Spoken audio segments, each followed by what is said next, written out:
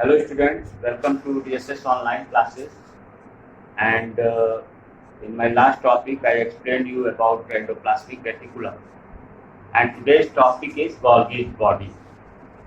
Now this Golgi body is also an important cellular organelle. And Golgi body, they are also known as Golgi apparatus. The other name for Golgi body is Golgi apparatus. Now, Golgi apparatus or Golgi bodies, they were discovered by Camillo Golgi. Camillo Golgi was the discoverer of Golgi bodies or Golgi apparatus. Golgi bodies, in case of plant cells, they are known as dictyosome. They are called dictyosome. This is other name for Golgi bodies in case of plant cells. So, Golgi bodies in animal cells, they are known as either Golgi bodies or they are known as Golgi apparatus.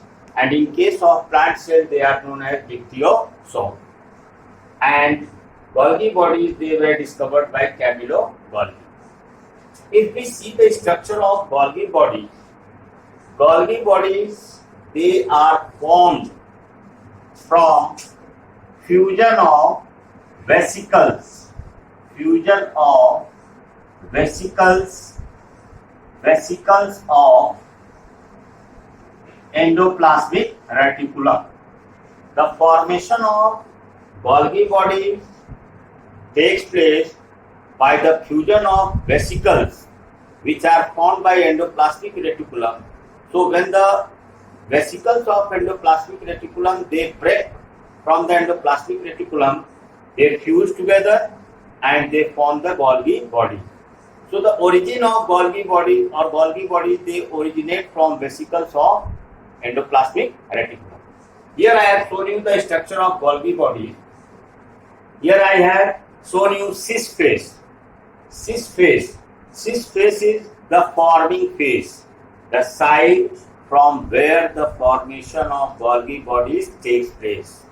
So the site or the region from where the formation of Golgi bodies takes place, that phase is known as cis phase. And the other phase, other side, that is called trans phase. Here formation of Golgi body is completed. So the site or the phase from where the formation of Golgi bodies takes place, that phase is known as cis phase.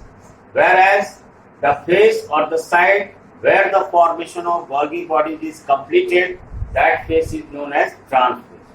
Now we will discuss about the structure of Golgi bodies. Golgi body is also having the same structure as the endoplasmic reticulum. That is, Golgi bodies have three main parts. The first part is called tubule. Second part, that is called cisternae. And the third part, that is called vesicles. So as you have studied in case of endoplasmic reticulum, that the structure or the structure of Golgi endoplasmic reticulum, it has three main parts.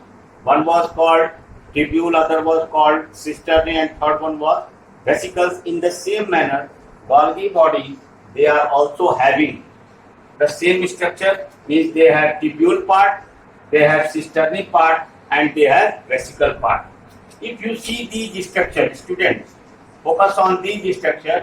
These 1, 2, 3, 4. These are tube-like structures, and I have marked here, labeled here as tubule part. Now, set of tubule. This complete set of tubule, that is called cisternae. And near the trans phase, you can see the oval blind sac-like structure. These oval structure towards the trans phase, they are called vesicles.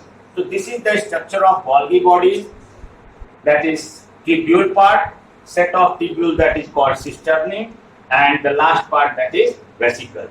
And previously I explained you that Golgi bodies formation takes place or Golgi body originates by the fusion of vesicles of endoplasmic reticulum.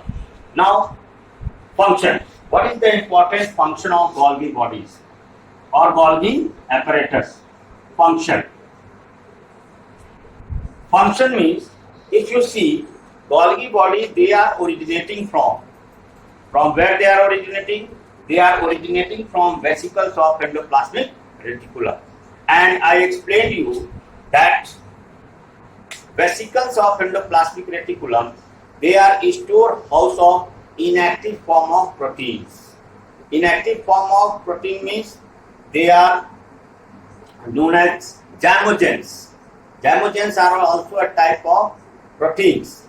So Golgi bodies, they contain all the proteins synthesized by the endoplasmic reticulum, especially by the rough endoplasmic reticulum. So whatever protein is synthesized by rough endoplasmic reticulum, they are stored in their vesicles, and when these vesicles fuse, they form the Golgi bodies. So Golgi bodies are also the storehouse of inactive form of proteins, and these proteins, they are stored in vesicles. And again, when vesicles, they break from the Golgi bodies, they are released, and then their transformation takes place. Transformation means these inactive proteins are modified, are transformed into active form of protein, which plays different types of roles. That is the main function of Golgi bodies. So students, in today's lecture, this much only. We will meet again in our next lecture. Thank you.